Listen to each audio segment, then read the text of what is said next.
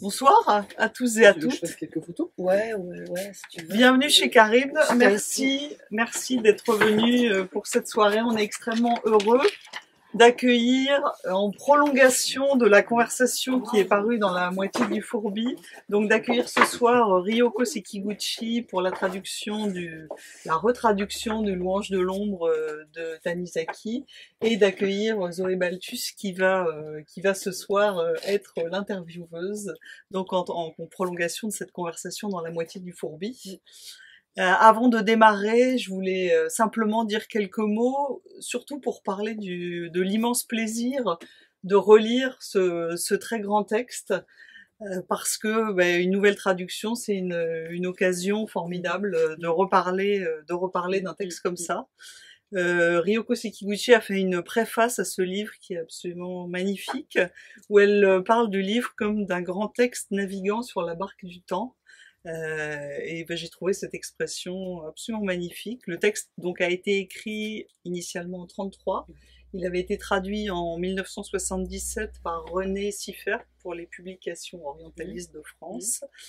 Voilà, et avec cette traduction, on peut avoir à nouveau un plaisir un peu différent qu'on pourra avoir à chaque relecture de goûter à l'éclat de ce texte. Alors, on parle souvent de ce texte comme un traité sur l'esthétique japonaise, mais ce qui est absolument extraordinaire quand on le lit, c'est qu'il est beaucoup, beaucoup plus que ça, puisque c'est un texte, c'est pas vraiment un essai en fait, en tout cas c'est beaucoup plus qu'un essai, c'est un texte qui est extrêmement poétique, extrêmement sensuel, et il frappe par la beauté des images qu'il développe dans tous les domaines de l'esthétique, dans tous les domaines artistiques, dont j'espère qu'on va parler ce soir. Alors, il y a aussi un aspect, ça commence en fait par d'une manière très pragmatique, où en fait Tanizaki se questionne sur l'aménagement de sa maison, et il parle notamment des déboires auxquels il se heurte lorsqu'il veut en fait réaménager sa maison en y intégrant les techniques et le confort moderne, le chauffage, l'éclairage électrique et les commodités, donc les toilettes.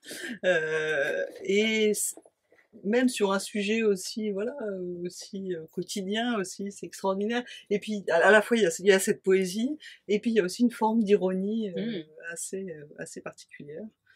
Et après, au-delà de l'esthétique, il y a aussi cette période où il a écrit, et ça aussi je pense qu'on va en parler, cette période où il a écrit au début des années 30, où une grande période de transformation du Japon.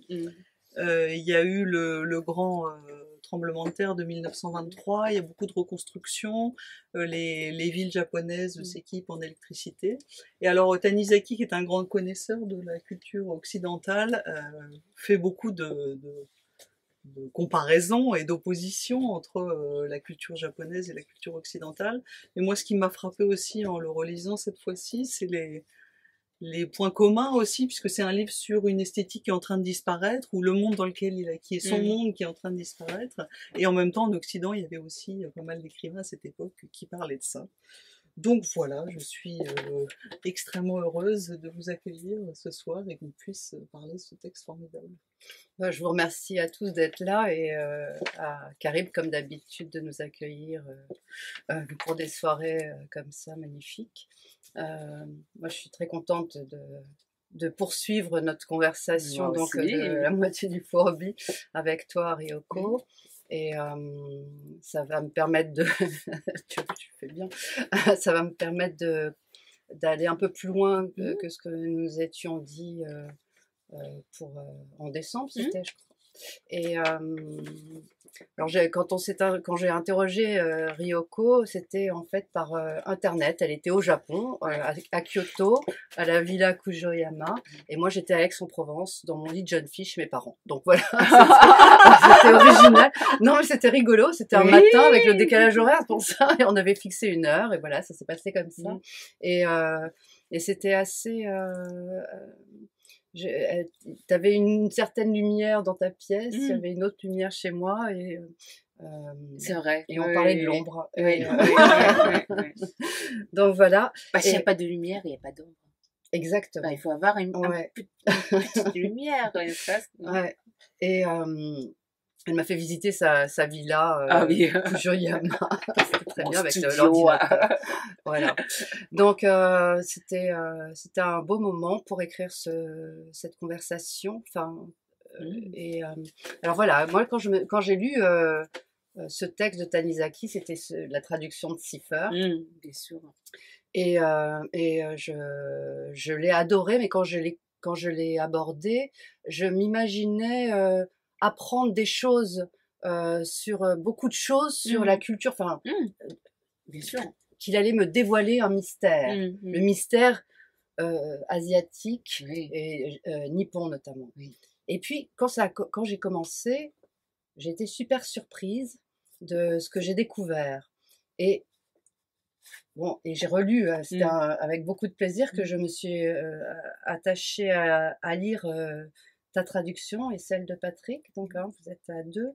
Et je l'ai redécouvert, le texte, très différemment. Ah oui. Oui, effectivement. J'aimerais bien savoir. Ben oui, mais je sais, ben c'est une autre écriture, c'est autre chose. C'est pas du tout. Tu m'avais dit que c'était un texte qui avait besoin d'être remis dans le contexte contemporain.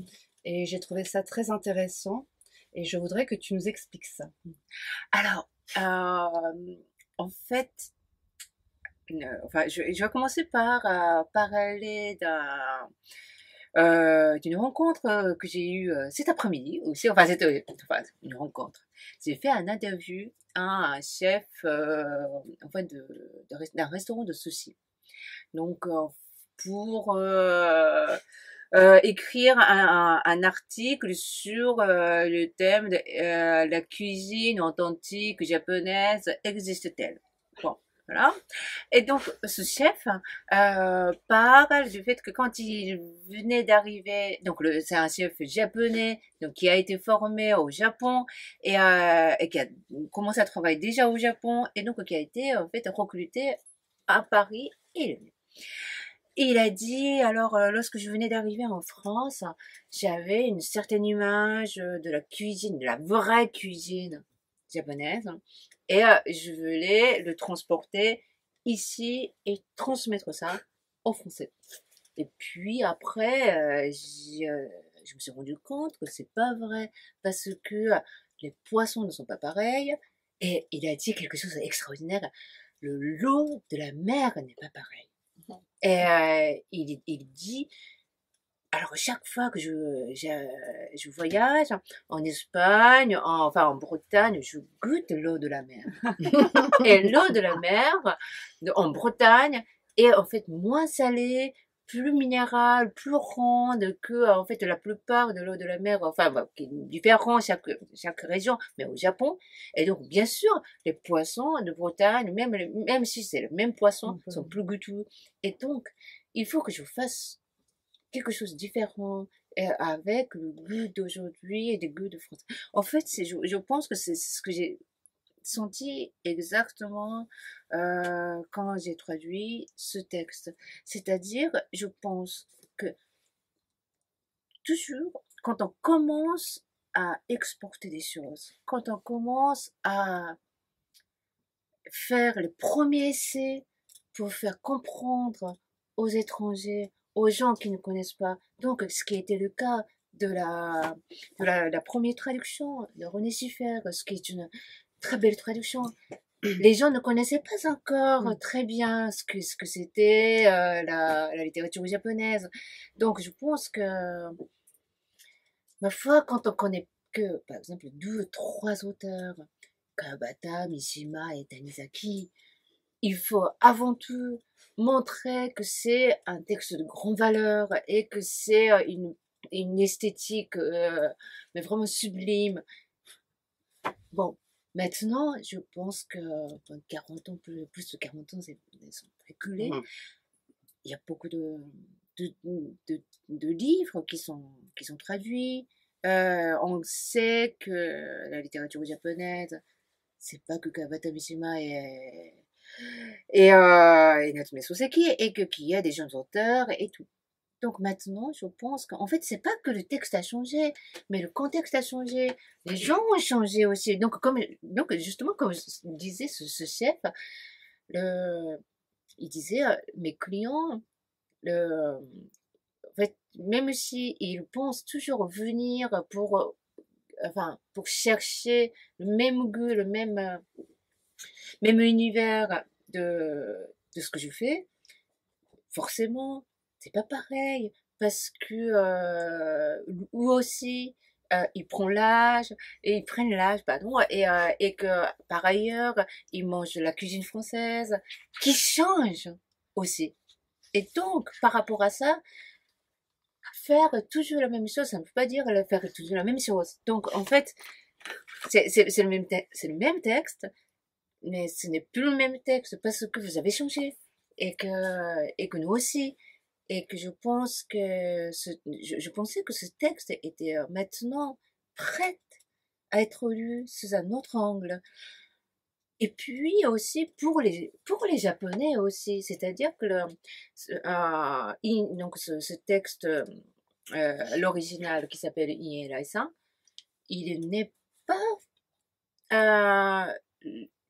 l'un des textes les plus connus de Tanizaki, en fait. Parce que c'est un texte assez court, c'est un essai, les gens préfèrent toujours les romans. Et en fait, quand je dis que Ierai-san est très lu en France, les Japonais sont surpris. Surpris, ouais. Je dis, mais pourquoi? Et Parce qu'on a, enfin, justement, c'est ça, ce que je te disais tout à l'heure quand j'ai lu ce texte la première fois, c'était vraiment, j'allais chercher, je pensais que j'allais découvrir des secrets nippons, dans la culture nippone. Alors j'ai été stupéfaite dès l'abord, par le ton. Et je m'attendais pas à ça. Alors on est dans le presque trivial, en entrant dans cette maison, les soucis de Monsieur Tanizaki qui veut se faire construire une maison moderne, mais tout en conservant les aspects traditionnels de la maison japonaise. Et donc il nous parle de tout ça, de ses soucis de réfection de la maison, les coûts, etc. Et puis il y a un passage où il nous parle, comme tu disais tout à l'heure, des commodités. Et je voudrais, si tu veux bien le lire, nous lire un passage. Alors je l'avais noté. Les toilettes, où sont les toilettes? Les toilettes sont très importantes. Je crois que c'était un peu plus loin. Ouais, j'avais dit un peu plus loin peut-être. C'était plutôt par là, au moment où il parle de Soseki. Ah bah c'est là, à partir de là.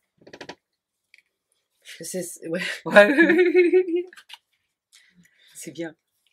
Natsume Soseki considérait faire ses besoins chaque matin comme une volupté, voire une jouissance psychologique, paraît-il.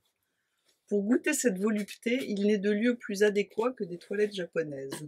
Entouré de murs sobres et de bois joliment veinés, un œil sur le bleu du ciel et le vert des arbres.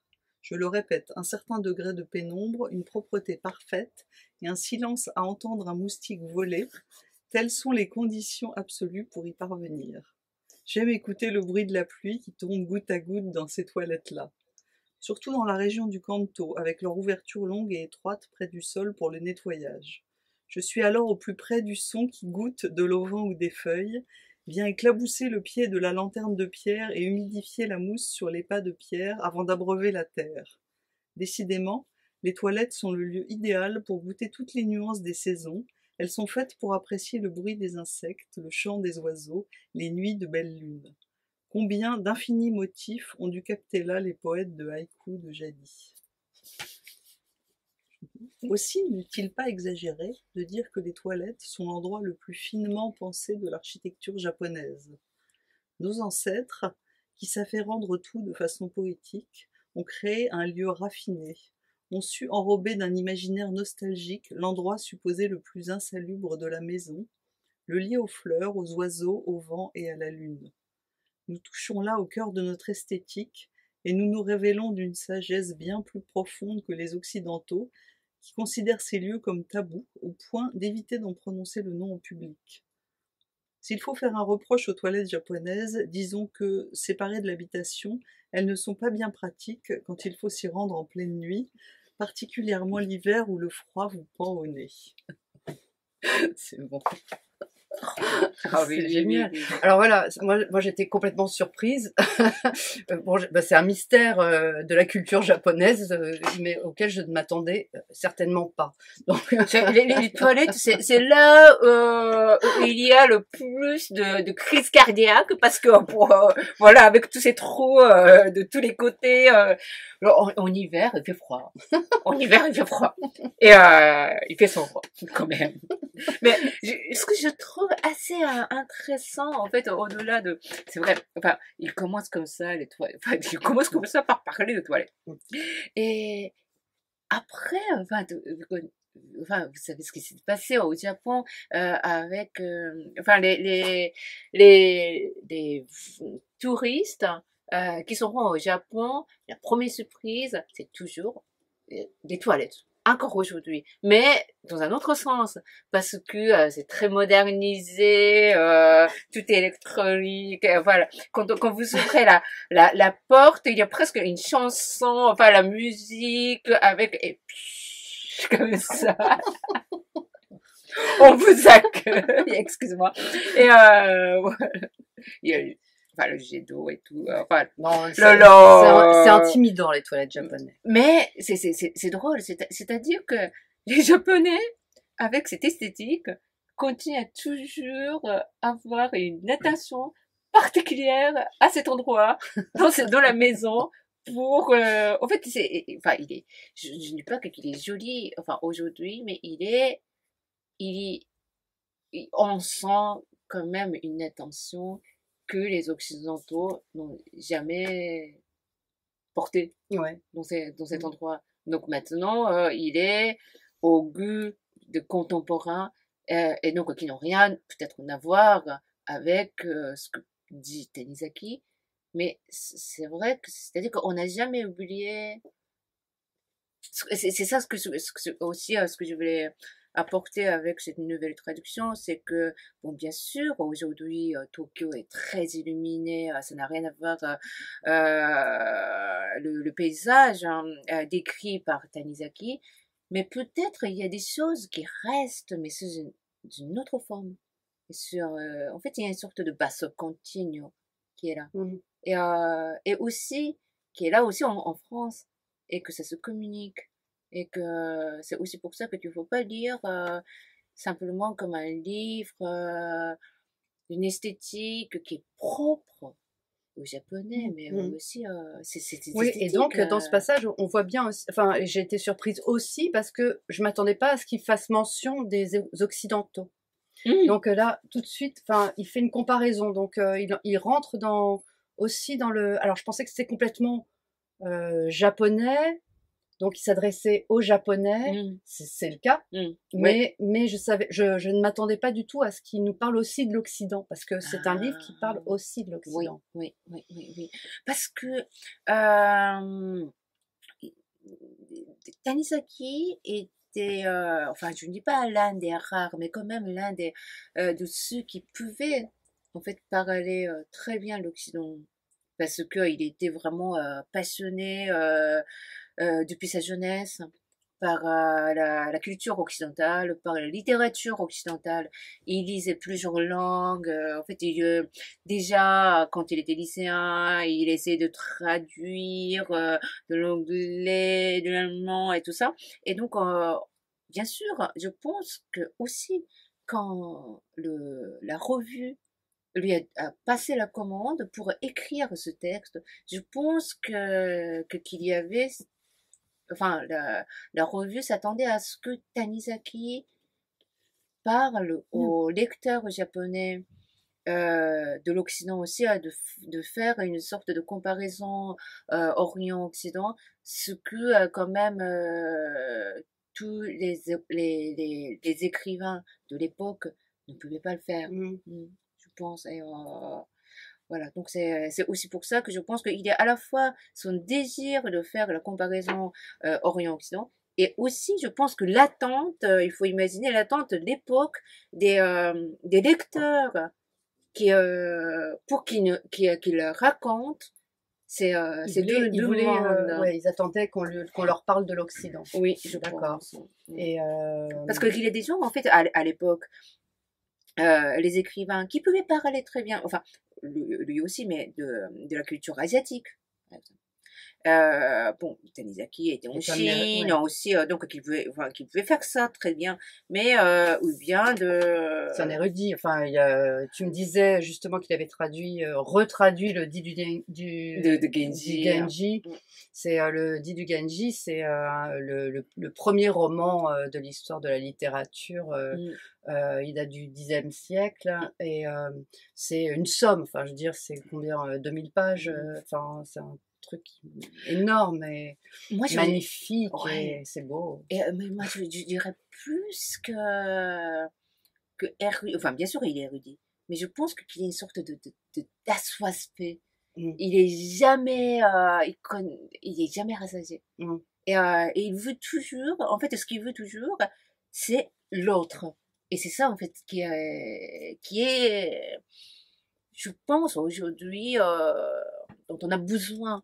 C'est-à-dire que à l'époque, déjà, donc, qui connaissait très très bien l'Occident, et puis qui était mais vraiment passionné de la civilisation chinoise, chose qui est très très rare. C'est-à-dire que c'est comme si c'est comme si un Français en 1930 qui dise ah oui la civilisation algérienne est au-dessus de tout. Vous voyez, c'est la radicalité. Parce que, en fait, Tanizaki dit, la cuisine chinoise est la meilleure du monde. Psst, comme ça. Incroyable. Mais c'est aussi pour ça que je pense qu'il faut lire Tanizaki aujourd'hui, quoi. C'est une sorte d'audace. Moi, j'avais une question aussi par rapport au passage que j'ai lu là. Quand on l'entend nous, quand on le lit, ça fait aussi sourire, quoi. Il y a cette forme d'ironie. Et je voulais savoir du coup si la perception était la même pour un lecteur japonais. Alors, oui. Comment on perçoit cet humour? Ah oui. Parce qu'il y a notamment d'autres passages, on en parlera peut-être, où il parle de la crasse. J'ai noté justement des lacs et de la patine qui est en réalité en fait la crasse qui s'est accumulée. Et voilà. Il y a une forme d'humour un peu comme ça. Il y a beaucoup d'humour. Ah oui, et aussi surtout de liberté désinvolte et qui, par exemple, Kawabata, qui est très, en fait, qui a un style très épuré, qui a, justement, du coup, on peut parler de l'esthétique, mais l'esthétique, enfin, ça c'est mon avis vraiment personnel, hein, mais l'esthétique, parfois, appauvrit le style, ou bien, enfin, on voit comme ça une sorte de silhouette très svelte, de l'écriture de Kawabata, comme ça. Alors que non, en fait, Tanizaki, c'est Dumas, quoi. J'adore. Il est pas du tout dans cette pureté qui serait un peu asséchante. Non. Et aussi, il voulait, en fait, non seulement il voulait connaître toutes les civilisations, je pense que s'il était vivant aujourd'hui, je pense qu'il serait allé, en fait, partout, en Afrique, oui, en Amérique latine. Et je pense aussi sur tous les genres littéraires. C'est-à-dire que non seulement il a fait le roman, il a fait beaucoup de scénarios pour le théâtre, il a fait aussi les romans historiques, il a fait aussi le journal, il a fait des polars aussi, enfin et les essais, les nouvelles, les traductions. Il voulait mais toucher tout, je pense. Voilà. Et il a touché tout. Et quand on voit, par exemple, les œuvres complètes de Tanizaki, il fait, enfin, il y a plusieurs éditions, mais par exemple, pour une édition, ça fait 24 tomes, grands comme ça, les écritures tout petits comme ça, en double colonne, et c'est incroyable le travail que ça représente. Oui, et c'est merveilleux, c'est-à-dire qu'un homme pu faire dans une vie. Surtout dans des conditions qui sont celles Ah bah de oui, son époque, quoi. Donc, bah oui, quand c'est même, il pas a avec traversé deux ordinateur, guerres, oui. et puis pendant Ouais. surtout la Deuxième On Guerre pense souvent. mondiale, il n'a pas de revenus parce qu'il était considéré comme un écrivain dangereux. Oui, ah oui. Parce que, oui, parce que qu'il a... Brune de neige. Ouais. Ouais. Non pas parce que qu'il a écrit des choses politiques, mais parce que qu'il a fait des romans dans lesquels il ne se passe rien. C'est-à-dire que c'est notre vie quotidienne autant de paix. Eh oui. Donc c'est dangereux de montrer ça. Vous voyez? Ça peut éveiller un esprit antimilitariste. C'est vrai qu'on est bien en temps de paix. Ah ouais. Quand il se passe rien. Hein? Et pendant presque 1000 pages, mais il ne se passe rien. Et c'est un pur bonheur.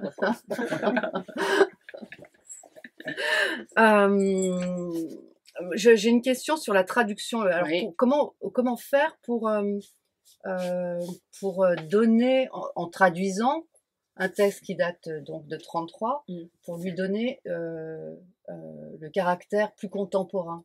C'est le vocabulaire, c'est être audacieux aussi comme il l'était en poussant un peu les curseurs.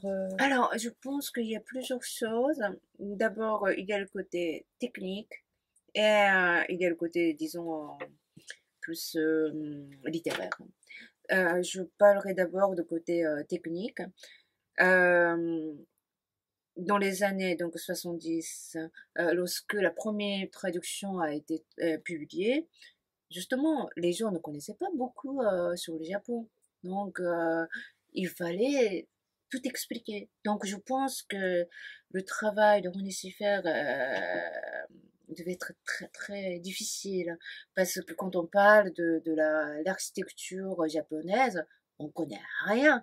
Et enfin, on connaît rien, enfin, on connaît pas grand-chose.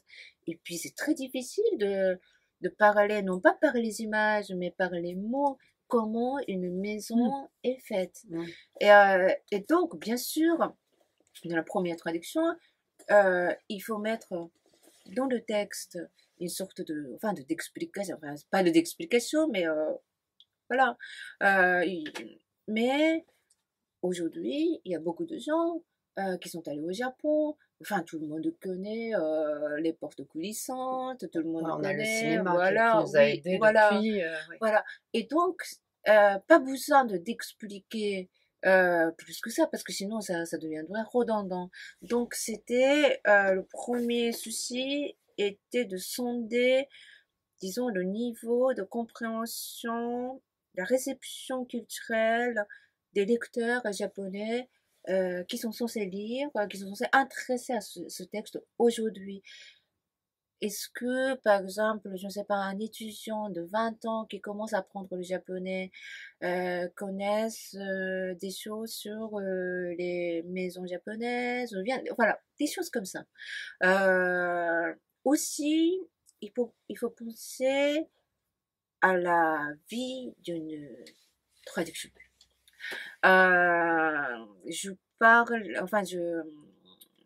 J'ai un exemple d'un plat, excuse-moi, je suis toujours autour de la nourriture.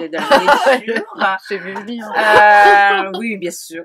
Alors, vous connaissez tous les raviolis chinoises. Et quand je suis arrivée au Japon, en France, dans tous les restaurants, c'était écrit ravioli.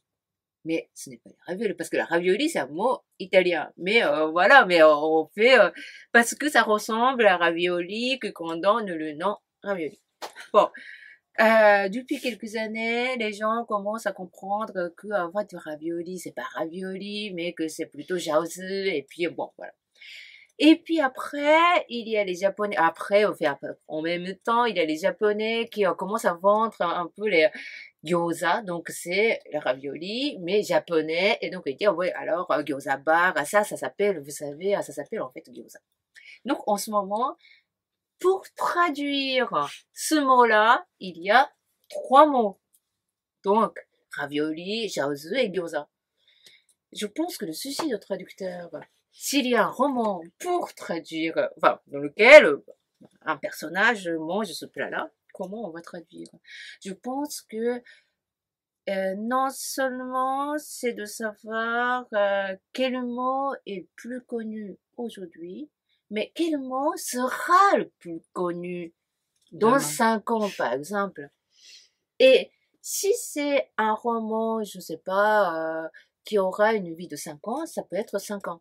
Mais je pense que cette traduction, je pense que ça risque de se vivre un peu plus que ça. Et dans ce cas-là, qu'est-ce qu'on va faire? C'est-à-dire que est-ce que pour les termes architecturaux japonais,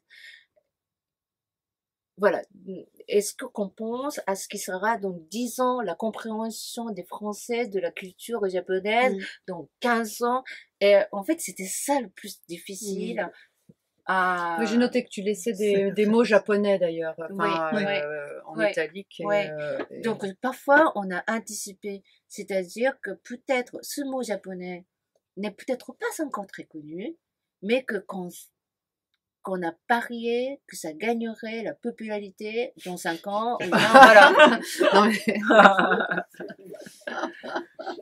Parce que sinon ça peut devenir enfin la traduction peut devenir très vieilleux. Ouais, très vite. Ouais. Donc, Et alors, comment vous travaillez avec Patrick Honoré? Comment vous répartissez parce le travail? que Patrick devait être là, mais vous êtes deux traducteurs. Oui, d'ailleurs, il s'excuse. Et avec Patrick, on travaille assez régulièrement. Et d'ailleurs, on a fait aussi la traduction de français au japonais ensemble, d'un roman de Patrick Chamazo. Donc, parce que il connaissait un peu créole, donc et ça se passe toujours très très très bien. Ce qui est bien, c'est que qu'on a deux visions et deux façons de travail assez différentes.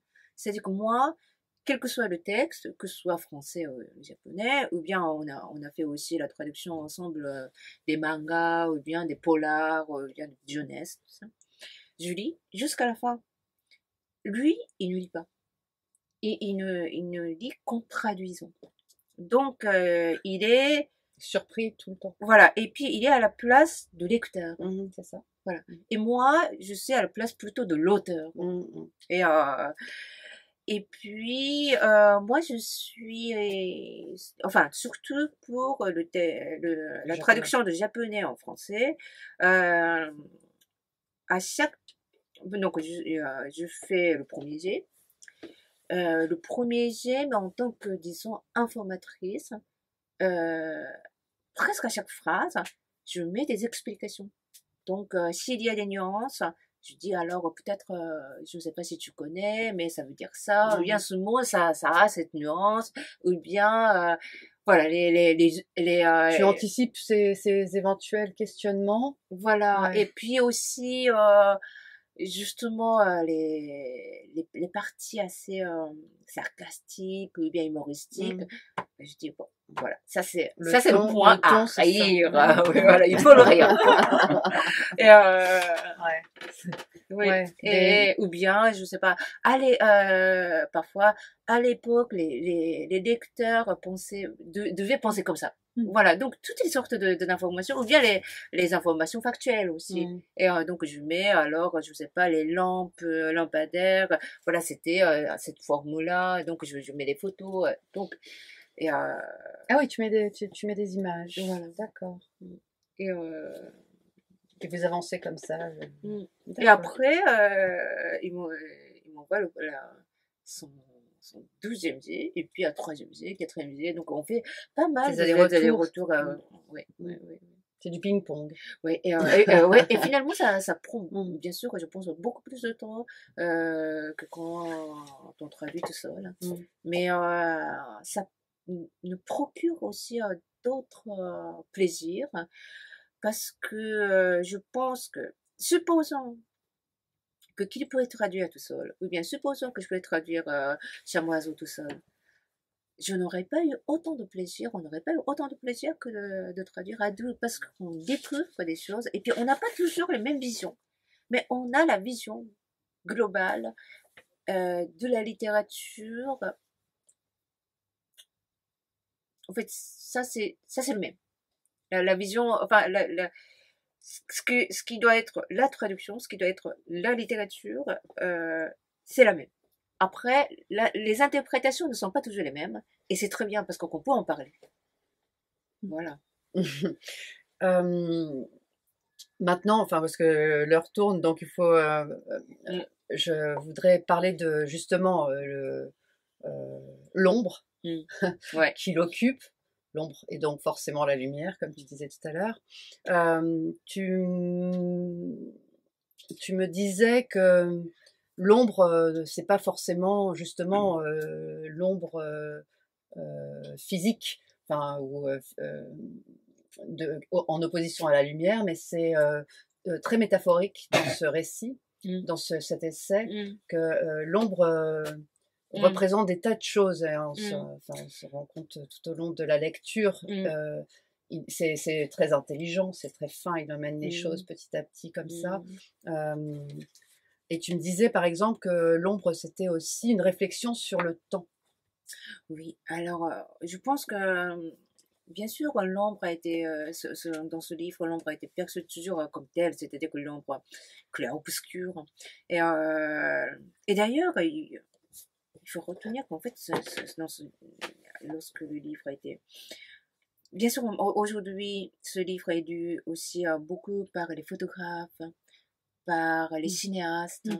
Bien sûr, le cinéma existait déjà en 1930, la photographie aussi, mais je pense qu'il n'a pas pensé qu'il serait lu avec autant de... Parce que je ne sais pas s'il avait pensé à cette arrivée de l'époque de visuel, autant qu'aujourd'hui. Oui, bah oui, l'image, oui. ouais.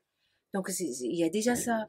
Et puis aussi, cette ombre, on peut dire aussi comme une sorte de passé que le Japon était en train de rejeter. En fait, comme pensons l'ombre, et que l'ombre a rejeté, allons aller vers la lumière de l'Occident, notamment la vie occidentale qui séduisait. Alors que est-ce que en fait le Tanizaki, je pense, est en train de questionner, de poser la question aux Japonais, est-ce que l'ombre est à rejeter? Est-ce qu'il n'y a pas de choses qui vous appartient et puis qui est inhérent dans l'ombre? Et donc je pense que l'ombre peut être lue en plein de manières, vraiment différentes. Je voudrais lire un petit passage pour que tu nous dises justement. Dans les salles des grands temples, la lumière est encore plus diluée, du fait que les jardins se trouvent à une distance encore plus lointaine et la pâleur quasiment invariante au cours des 4 saisons, qu'il pleuve ou qu'il fasse beau, matin, midi ou soir. C'est à se demander si l'ombre de chaque recoin du treillis serré n'a pas fait sa demeure comme une poussière amoncelée à jamais. Dans ces instants-là, je me surprends à battre des paupières, n'en croyant pas mes yeux devant cette clarté de rêve. J'ai l'impression que ma vue est troublée par un mirage brouillé, car la lumière tamisée par le papier subtilement blanc n'a plus suffisamment de force pour chasser l'ombre profonde du tokonoma et, repoussée par elle, permet l'apparition d'un territoire stupéfiant où la distinction entre l'ombre et la lumière n'a plus cours. N'avez-vous jamais senti, quand vous entrez dans une pièce à tatami, que la lumière qui y flotte a quelque chose de différent d'une lumière ordinaire? Elle possède une sorte de gravité ou de préciosité. Oui, ou si vous y restez un moment, n'avez-vous jamais eu l'impression de ne plus savoir combien de temps avait passé, que des mois et des années s'étaient peut-être écoulés, et que vous alliez en ressortir avec des cheveux blancs, de vieillard, et à cette idée, n'avez-vous jamais été saisi de l'effroi qu'on peut ressentir devant l'éternité? Moi, j'en ai des frissons, tu vois, j'adore ce passage. Justement, l'ombre, c'est tout ce temps, c'est le passé. Mais en même temps, enfin, je parle comme ça, enfin, comme si l'ombre était appréciée, mais je avais que quand j'étais petite, bon, bien sûr, il y avait encore beaucoup d'ombre, plus d'ombre qu'aujourd'hui. J'avais peur. Et l'ombre, c'est vrai que pour pour une jeune qui aspire l'Occident, c'était à rejeter. L'ombre, c'était la crasse, c'était le passé, c'était le fardeau, non, mais c'est surtout ses ancêtres, Ouais. qui sont sur tes Les fantômes. épaules, qui disent, ouais, tu es japonaise, tu seras toujours japonaise. Oh, Ouais, ça te tirait vers le, ah ouais, vers, ah comme ça oui, derrière, ah alors oui, que oui, tu voulais oui, aller oui. en avant. Ah oui, Oui, oh là là. vers la lumière. mais mais c'est vrai que c'est toujours comme ça, c'est en prenant la distance qu'on apprécie des choses. Et c'est vrai que c'est en venant ici. Je pense que c'est aussi pour ça que pour les Japonais, ce texte n'est pas le texte représentatif de Tanizaki. Et parce que enfin, j'ai des amis, j'ai plusieurs amis japonais, écrivains qui m'ont demandé mais pourquoi t'as retraduit Iel Aisan plutôt que d'autres romans? Donc ils étaient mais vraiment surpris. Mais je pense que Ils ont c'est compris ce que tu leur disais, quand tu leur donc, as expliqué. Ouais. mais en même temps je pense que pas 100%. Pas convaincu. Non, et je pense que c'est aussi parce que je suis à l'étranger et que j'ai pris assez de distance et que je sais que l'ombre japonais ne m'attrapera pas. Ah non, mais c'est vraiment l'ombre, c'est ça. Non, mais ça peut être vraiment. Mais oui, c'est ce que tu dis, c'est ce que j'ai ressenti aussi. Voilà, tout au long de la lecture, je sens que c'est effectivement Il faut la l'ombre. redouter aussi, oui, non mais. oui, voilà, c'est que mais non, mais il est très subtil. Il avance des tas de choses avec l'ombre. Il avance des tas de pièces. Surtout avec les femmes. Oui, voilà, je voulais parler de ça. J'aimerais justement. bien parler de Ouais, ça, ouais. et de la peau et de la vision oui. des femmes. Ça, c'est... Parce qu'à l'époque, oui, c'est ça. C'est l'homme. Il explique que l'homme japonais, c'est celui, comme chez les animaux, c'est celui qui fait. C'est comme le pan, tu vois, c'est lui qui est en couleur, qui fait la roue et tout. Et les femmes sont toujours dans l'ombre. Et avec les dents laquées, dents, mais en ouais. Asie, c'est beaucoup ça. en noir. Ouais. Et avec les cheveux noirs. Oui, on n'en voit que ça, quoi. Et toi, ça t'a fait peur aussi. Ah oui, non, mais je voulais pas être une de ces femmes qui restent dans l'ombre et tout ça. Non, mais c'est vrai, ça m'a fait peur. Donc oui, c'est ça. C'est pour les femmes, c'est l'ombre sur leur peau. Il dit des choses un peu affreuses aussi. Qu'elles sont, qu'il y a une sorte de salissure. Il a un peu. Mais en fait, quand on reste dans l'ombre, la peau paraît blanche. Mais en fait, ce n'est pas vrai qu'il y a toujours une sorte de tache qui apparaît. Tu m'as dit, mais moi, je vois pas ça comme ça. Non, non. Et c'est vrai que, par exemple, c'est un peu comme... C'est-à-dire que l'ombre, c'est un peu comme les yokai, pour certains qui connaissent, donc les créatures de l'autre monde. Les yokai, donc comme les fantômes, n'apparaissent souvent que la nuit. Et en France, il y a beaucoup de jeunes qui aiment les yokai. Voilà. Et c'est vrai, c'est-à-dire que c'est amusant, cet univers, c'est enfin, parallèle quand vous n'êtes pas atteint. Alors que quand j'étais petite, j'avais vraiment peur de yoga et j'avais vraiment peur de l'ombre. C'est-à-dire que, c'est-à-dire que ça prouve que cette ombre avait une vraie présence. Et cet autre monde avait une vraie présence. Je pense que c'est ça qu'il faut aussi comprendre. Mais tu m'expliquais que c'était pour lui sans doute, d'abord c'était un homme qui connaissait beaucoup les femmes et qu'il fallait y voir quelque chose de spécifique dans son approche des femmes justement dans ses... Oui, alors donc en fait l'ombre c'est aussi l'autre parce que dans l'ombre, enfin même Tanizaki, je pense, il a peur, on a peur, c'est un autre monde. on voit le monde différemment. Quand la lumière change, le monde change. Et par exemple, dans une des nouvelles de Tanizaki, il parle de son... Enfin, il parle. Son alter ego qui est en Chine s'aventure dans un quartier de bordel donc à la recherche d'une beauté et en fait il trouve dans une ruelle la plus sombre et dans dans un bordel le plus sombre et la beauté qu'il cherchait est là mais que, bon bien sûr qui ne parle pas japonais, et lui, il ne parle pas chinois, et il essaie de faire la conversation, c'est-à-dire qu'il trouve cet autre absolu, et il essaie de s'approcher, il essaie de parler, et puis en fait, il ne parle pas bien sûr de moment des ébats, en fait, il parle seulement cette hésitation du moment de adresser la parole. Il dit, mais comment je vais lui parler? Et je pense qu'en fait, pour lui, Ambre, à la fois, elle est à, à lui, enfin, il connaît, mais en même temps, c'est quelque chose qui est en train de perdre, et à la fois, c'est quelque chose qui est l'autre, parce que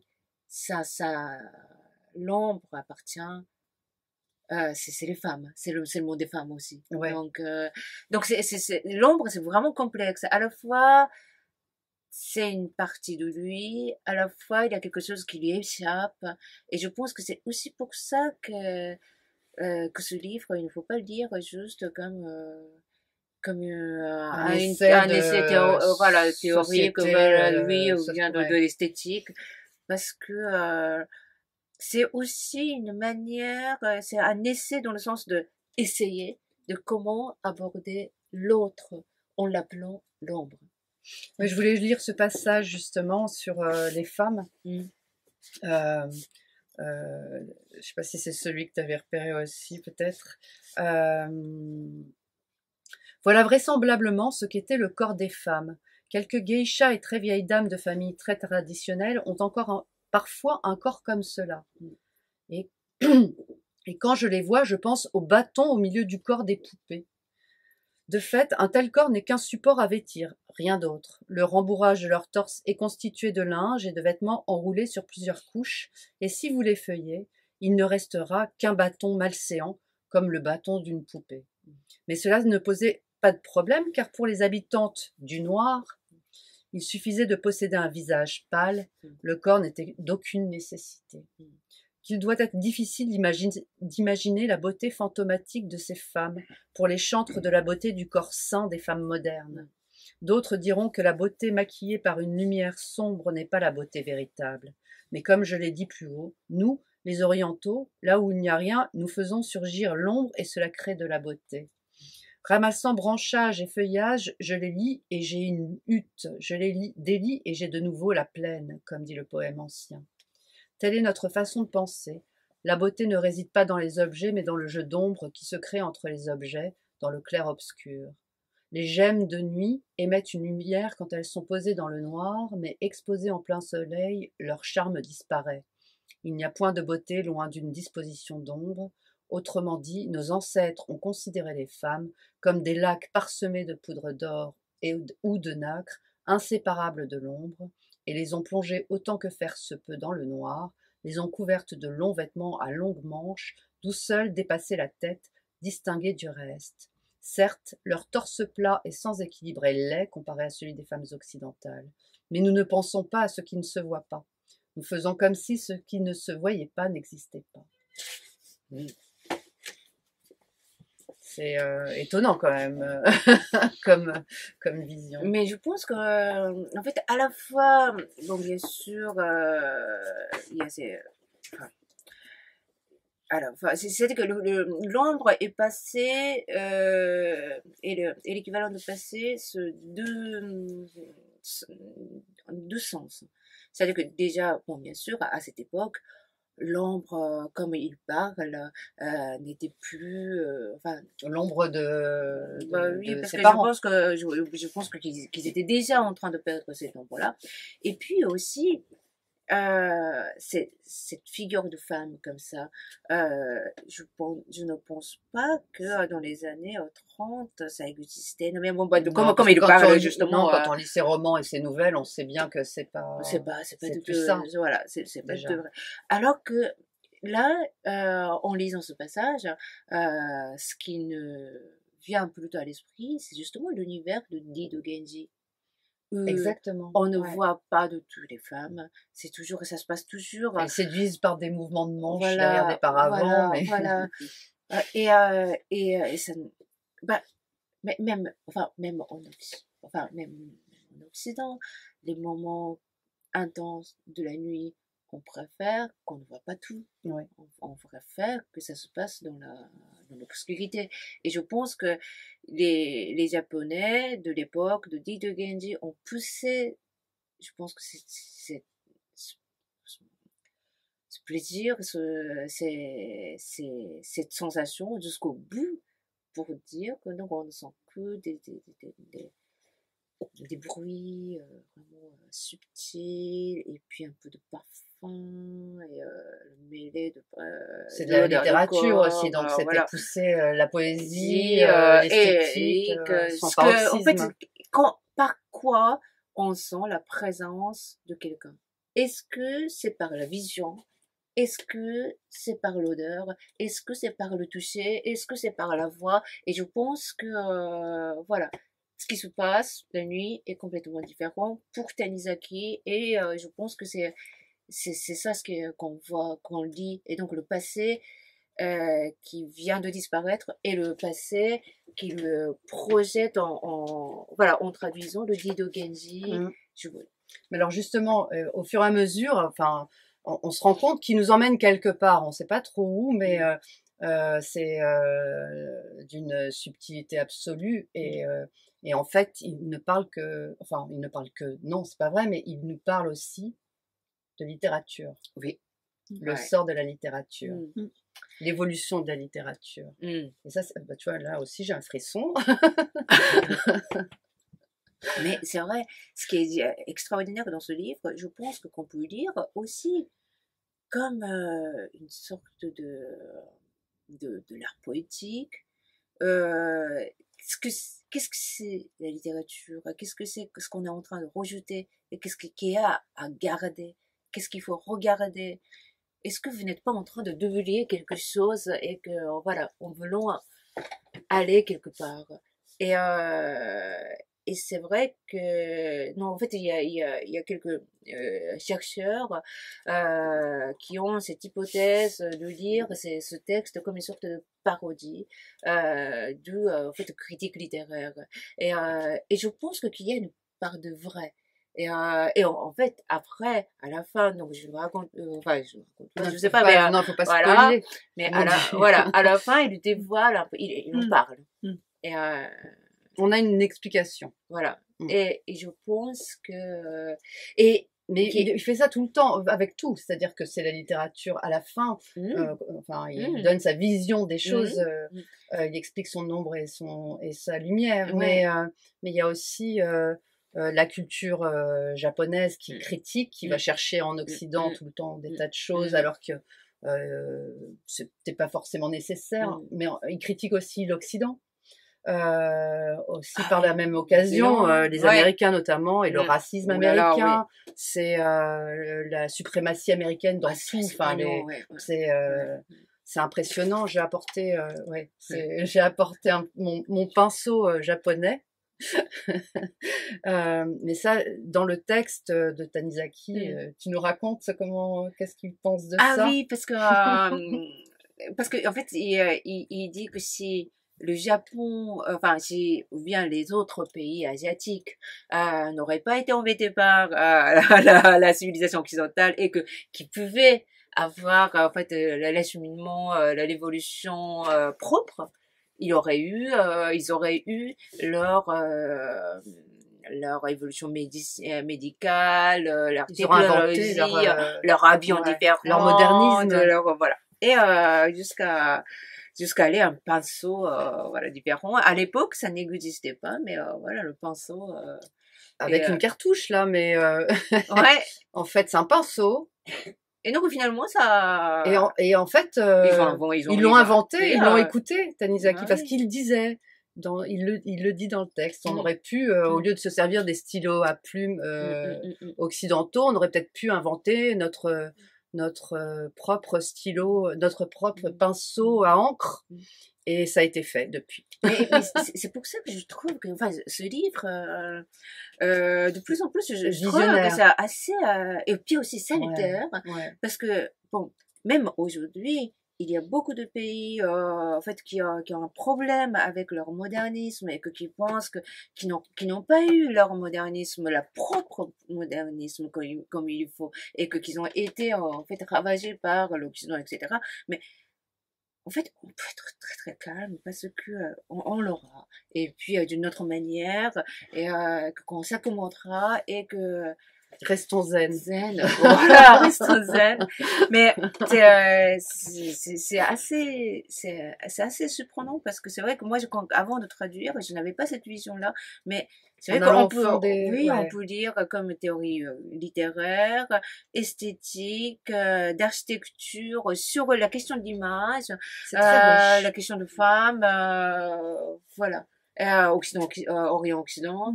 En fait, on peut dire ça peut être le prétexte, disons, de beaucoup. En fait, le point de départ de plein de réflexions, je pense. Ouais. Il y a quelque chose de très beau puisqu'il il oppose l'ombre au clinquant. Et il y a une chose que j'ai trouvée magnifique, c'est qu'il parle de la manière dont l'or, en fait, rehausse l'ombre. Alors que nous, occidentaux, on considère ce qui est doré comme plutôt clinquant. Et il y a des passages très beaux, j'ai trouvé, sur toutes ces choses qui font contraste avec l'ombre, qui peuvent être la blancheur, qui peuvent être, voilà, et en particulier sur le doré ou l'or, je trouvais ça absolument magnifique. En même temps, c'est à ce passage-là que j'ai pensé le rapprochement entre Orient et Occident. C'est-à-dire si on va bien sûr à Versailles aujourd'hui, c'est clinquant, c'est super doré, mais il suffit de le mettre à la lumière de l'époque, avec les bougies. Je pense que l'or de Versailles peut être aussi délicieux, et je pense que ça peut être l'or de Tanizaki. Je fais un petit passage sur l'or. N'avez-vous jamais vu dans une pièce au fin fond d'une grande construction, où aucune lumière ne parvient plus, la cloison coulissante d'un fusuma ou d'un paravent doré reflétait dans la pénombre un épi de graminées comme un rêve de la lumière du jardin situé à plusieurs pièces de là. Ce reflet lance à la pénombre environnante une faible lueur dorée, comme la ligne de l'horizon au crépuscule. C'est pour moi le moment où l'or montre sa beauté la plus déchirante. C'est beau, hein. Mais c'est vrai que l'or devait être toujours regardé dans l'obscurité. Non? Vous ne pensez pas? Moi, j'aime pas l'or. Mais je pense toujours les assiettes comme ça dorées.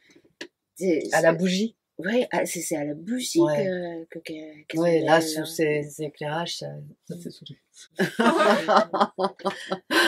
Et alors, est-ce qu'on peut dire quelque chose de la cuisine, pardon. Oui, c'est ça, oui, bien sûr. Je voulais que tu nous parles de...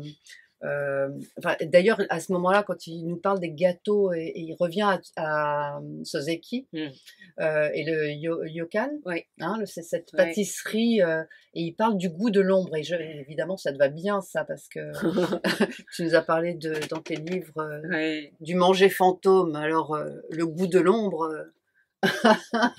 Mais justement, quand j'étais au Japon, je n'aimais pas ce gâteau, t'aimais pas? Je trouvais que c'était trop dense. C'était trop profond. Et mais pourquoi au goûter, il faut réfléchir sur le passé de la profondeur de la vie à 15h, c'est pas le moment. mais c'est vrai que c'est aussi en venant ici que je redécouvre l'ampleur de ce gâteau, enfin, qui est yokan. Et vous connaissez yokan, c'est une sorte de pâte aux haricots rouges et qui est en général noire. Ah bon, ça peut avoir une autre couleur, mais en général noire, très compacte, très dense, assez sucrée, à peu près aussi sucré que fruits confits. Mais sauf que c'est dense. Et, euh, et c'est vrai que posé comme ça, donc supposons que on coupe le yokan ici et que qu'on présente, ça perd toute sa valeur. Et c'est drôle parce que on ne pense pas par rapport au gâteau, par rapport à un plat, qu'il y a un plat qui devait être regardé, qui devait être apprécié sous une certaine lumière, sous une certaine obscurité. Non? Ouais. Et Je crois pas, moi, je on, suis on, pas on, au fait d'une cuisine. on n'associe pas un plat avec la taux de luminosité, non? On n'a jamais pensé à ça. Mais T'en parles avec les cuisiniers français, les chefs? non, c'est vrai que j'ai jamais Faudrait posé leur la question. poser la question. Mais je pense Ça me donne envie de leur poser la question. au Pakistan, je pense, j'ai lu quelque part qu'il faut que les plats soient toujours en fait mangés dans semi-obscurité pour pouvoir se concentrer à la fois au goût, mais à la fois au toucher. Et donc, en fait, ça revient au même que pour la nuit avec les femmes. Qu'est-ce qu'il faut privilégier? Est-ce que c'est le toucher? Est-ce que c'est le goût? Est-ce que c'est le parfum? ouais. Est-ce que c'est le visuel? Voilà. Donc, je pense que le yokan, c'est ça. Alors, je vous lis le petit passage sur le yokan. Ah, il est extraordinaire. Ouais. Natsume Soseki, dans Oreiller d'herbe, fait l'éloge de la couleur d'une pâte de fruits, yokan. Couleur méditative s'il en est. Sa surface translucide et nuageuse comme du jade qui boit la lumière du soleil jusque dans ses profondeurs semble dégager en même temps une lueur rêveuse. Jamais vous ne trouverez une telle complexité ni une telle profondeur de couleur dans une pâtisserie occidentale. Cette superficialité, quelle banalité dans les crèmes en comparaison. Et la couleur de peau du yokan devient plus méditative encore quand celui-ci est dressé dans un plat couvert, en laque, dans la pénombre de laquelle il se distinguera à peine. Lorsqu'on porte en bouche cette chose fraîche et lisse, c'est comme si la pénombre de la pièce entière se transformait en une masse de douceur fondant sous la langue, et quand bien même le yokan ne serait pas si bon que cela, sa saveur touche à une sensation de profondeur presque extraordinaire.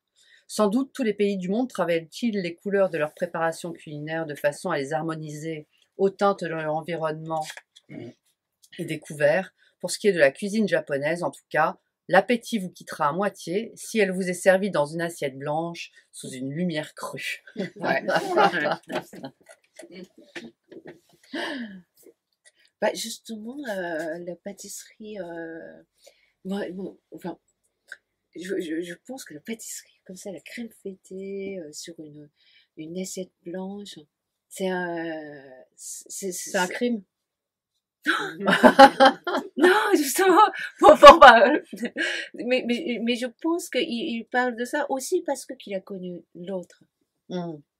Parce que, bon, il plaidoie un peu la culture japonaise et l'ombre japonaise dans ce livre.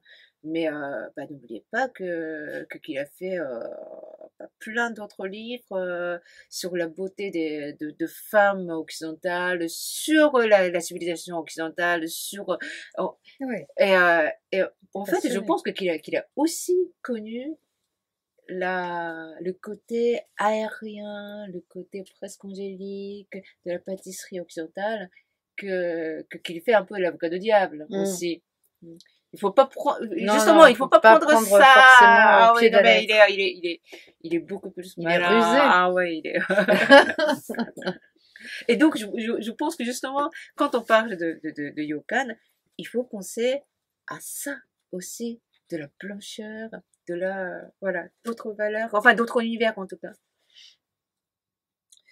Tu me disais aussi qu'il qui donne, ah oui, il donne une recette parce qu'on est dans la cuisine, on continue.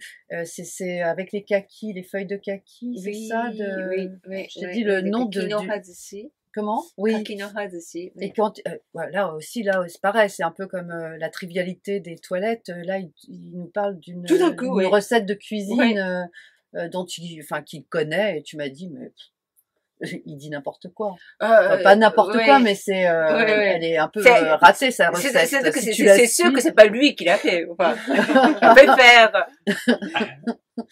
C'était, tu disais, si je fais cette recette, c'est mangeable. Alors, donc, en fait, Kakinohazushi, si je les explique, c'est une sorte de sushi, mais qui n'est pas le sushi d'aujourd'hui. C'est-à-dire que le sushi d'aujourd'hui, c'est tout le monde pense que c'est du sushi, enfin, c'est du riz vinaigré avec le poisson cru. Mais bon, ça c'est vraiment très récent. Et puis même à Kyoto, il y a beaucoup plus de sushi avec le poisson cuit.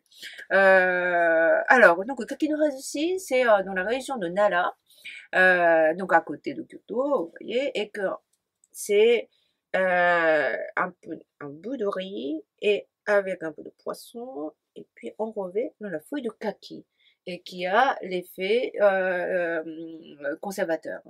Et avant, on préparait ça donc lors de fêtes, surtout donc à la saison des feuilles de kaki, donc au mois de mai, juin, etc. Et donc je suis allée. Vous pouvez trouver encore, même dans les gares, ça se vend aussi dans les kiosques de la gare de Nara, de Kyoto. Et maintenant complètement, voilà, donc commercialisé. Et donc je suis allée voir un des fabricants de Kakinohazushi pour justement savoir si sa recette est valable. Et ce monsieur, enfin le chef de l'entreprise a aussi testé ça. Donc il était à même de te répondre. Et il a dit oui, alors bon, comment vous dire, c'est le goût de l'époque. Peut-être ça ne conviendra pas à notre palais. Que ça. Mais en même temps, il ne niait pas que la recette existait. C'est-à-dire que elle n'est pas très sophistiquée, mais elle devait être comme ça parce que de toute façon, le sushi avant, c'était pas quelque chose qu'on mangeait dans les restaurants. Donc c'est ce genre de sushi, surtout avec dans les feuilles de kaki. C'était ce que faisait chacun dans sa maison. Donc c'est comme si manger le couscous dans un restaurant avant, c'était pas possible. Enfin, c'était inimaginable. Donc chaque village avait sa recette. Donc ça devait être aussi en fait une de ces. Donc vous pouvez bien sûr tester, enfin pour comprendre le goût de l'époque. J'adore. Mais il faut choisir, je pense, le saumon pas trop gras. Parce qu'à l'époque, je pense que ça devait pas être très très gras.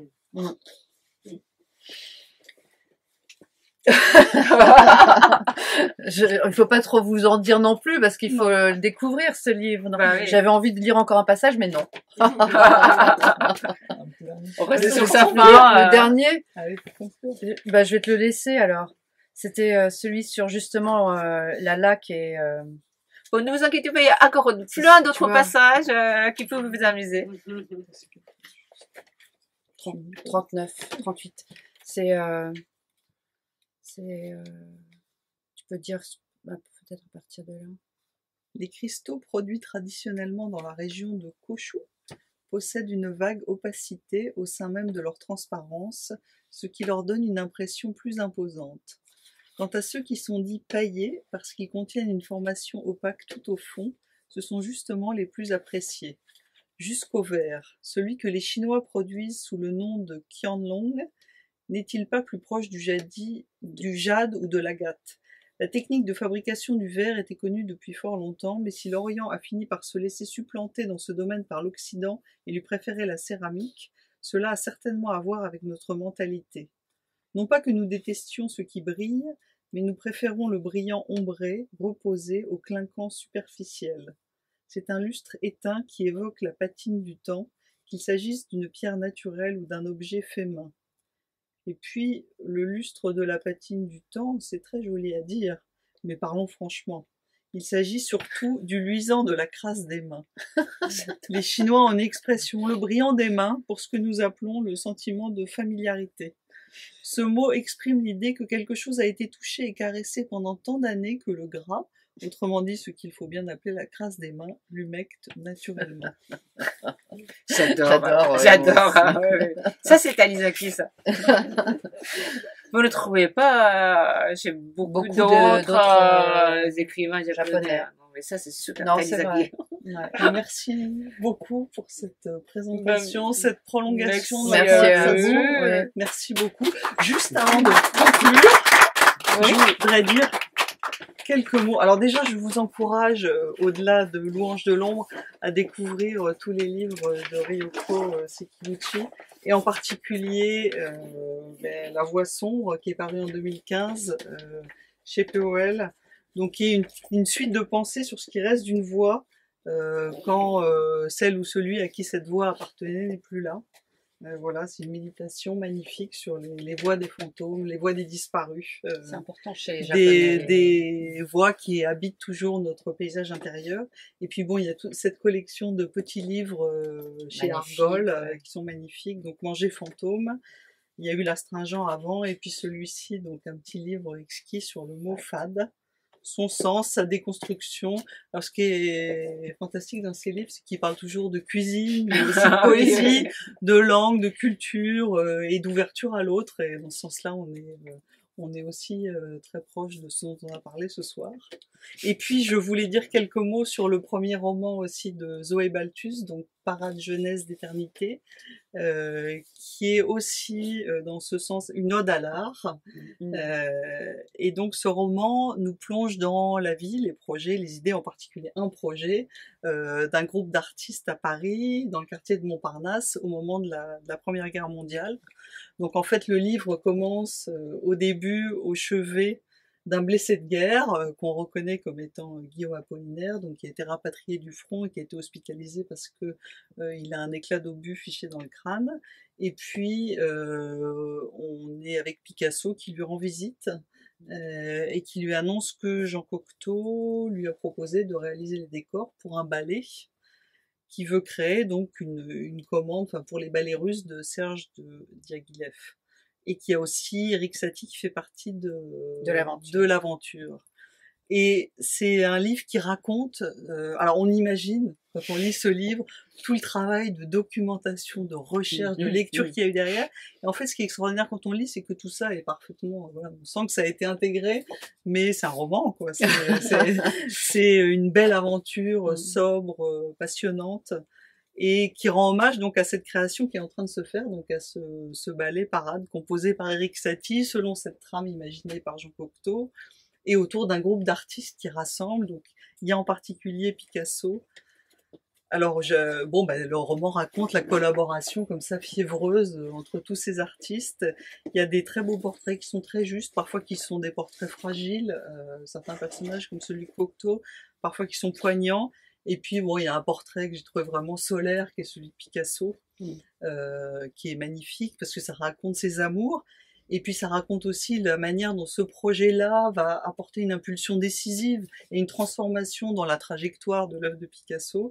Et puis il va raconter aussi la transformation de ses amours. Alors il y a plusieurs changements de trajectoire, sa trajectoire sentimentale et puis sa trajectoire artistique. Toute cette aventure est racontée sur le contexte de la guerre. On les voit aussi partir à Rome, puisqu'ils vont aller à Rome pour travailler sur ce projet.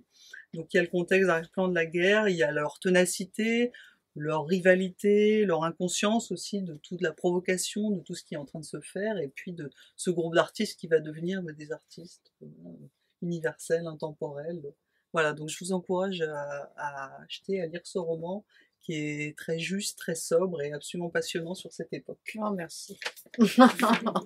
Voilà, merci, et puis je vous encourage aussi à continuer la discussion autour d'un verre, et merci beaucoup.